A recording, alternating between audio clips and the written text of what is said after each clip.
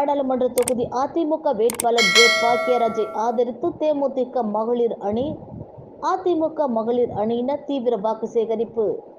விழுப்புரம் நாடாளுமன்ற தொகுதியில் அதிமுக சார்பில் போட்டியிடும் ஜே பாக்கியராஜ் அவர்களுக்கு தீவிர வாக்கு சேகரிக்க வேண்டும் என்று அதிமுக முன்னாள் அமைச்சரும் மாநிலங்களவை உறுப்பினருமான சி.வி. சண்முகம் மற்றும் தேமுதிக முன்னாள் சட்டமன்ற உறுப்பினரும் மாவட்ட கழக செயலாளர் எல். வெங்கடேசன் ஆலோசனையின் பேரிலும் தேமுதிக மகளிர் அணியினர் அதிமுக மகளிர் அணியினர் விழுப்புரம் சண்ட பிரசண்ட மாரியம்மன் கோவிலில் சாமி தரிசனம் செய்து நாப்பால தெரு, சேவியர் தெரு, தர்கா தெரு உள்ளிட்ட பல்வேறு இடங்களில் வீடு வீடாக சென்று தீவிர வாக்கு சேகரிப்பில் ஈடுபட்டனர்.